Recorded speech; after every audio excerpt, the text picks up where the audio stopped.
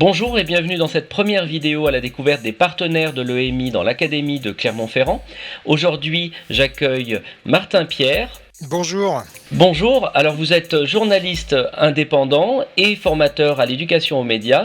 Je vous propose tout d'abord de vous présenter votre parcours. Alors moi je suis journaliste depuis plus d'une dizaine d'années. J'ai fait une école de journalisme à Strasbourg et j'ai travaillé ensuite en radio, parcours en radio associative où j'ai été coordinateur d'antenne, matinalier, directeur et puis ensuite parcours dans le réseau des France Bleu de Radio France, en presse écrite à la montagne. Et puis j'ai animé un certain nombre de rendez-vous d'éducation aux médias et à l'information. J'ai découvert ça au fur et à mesure de la pratique, notamment grâce à l'éducation populaire et aux radios associatives. Et puis en se rapprochant du Clémy à Clermont-Ferrand, après être passé par Radio Campus, j'ai commencé à mettre en place à la fois des ateliers pratiques pour les enfants, pour les adultes aussi, puisque je travaille beaucoup avec les médiathèques, mais aussi tout un volet de formation professionnelle à destination des journalistes, des enseignants, des profs doc, des bibliothécaires et de tous ceux qui pourraient être concernés par l'éducation aux médias et à l'information. Alors dans le cadre de ces différents dispositifs que vous avez cités, est-ce que vous bénéficiez du soutien de la DRAC ?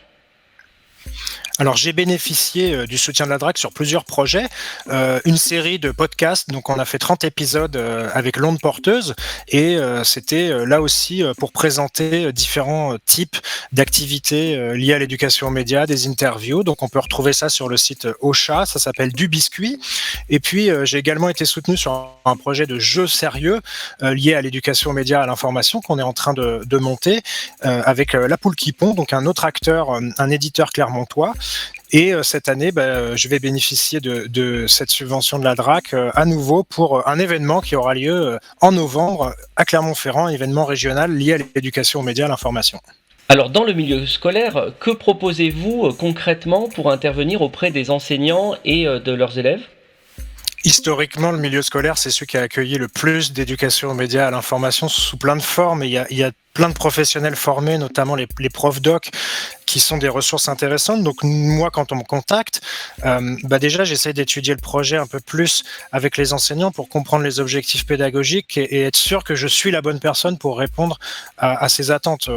Moi, je suis plutôt spécialisé en radio, je fais un peu moins d'images, j'ai fait de la presse écrite, mais je peux mener un débat. Mais voilà, il y a tellement d'activités différentes qu'il faut bien prendre son temps et se rendre compte que ça peut être un coût, ça peut être un peu plus long que prévu, et c'est plutôt débroussailler tout ça en milieu scolaire avec bien sûr le Clémy, le Centre pour l'éducation aux médias et à l'information qui nous aide beaucoup parce que eux ils nous connaissent aussi et on sait à peu près maintenant quel projet peut satisfaire telle personne ou telle autre. Donc je vois plutôt une double compétence avec la possibilité moi d'intervenir directement dans les classes auprès des publics scolaires et puis la possibilité d'intervenir en tant que formateur de formateurs là au niveau de ceux qui ont envie de développer des compétences EMI dans le pôle EMI par exemple, mais aussi pour les CPE, mais aussi pour un certain nombre d'adultes aux responsabilités, mais qui ne connaissent pas forcément l'éducation aux médias et qui vont pas toujours en faire, mais voilà, pour apporter cette culture, qu'on sache un peu mieux de quoi on parle, et bien sûr l'éducation aux médias au sens large, donc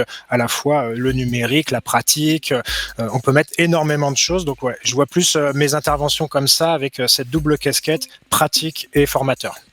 On imagine donc une intervention dans le cadre de formation d'initiatives locales pour un bassin, pour du premier, du second degré, à l'endroit des collègues ou de leurs élèves. Donc c'est vrai que c'est assez varié, votre champ d'intervention est très large. Vous avez parlé tout à l'heure d'un soutien de la DRAC en 2021. Est-ce qu'on pourrait en savoir un petit peu plus sur ce projet qui est en gestation et qui devrait voir le jour, si je ne me trompe pas, en novembre 2021 ?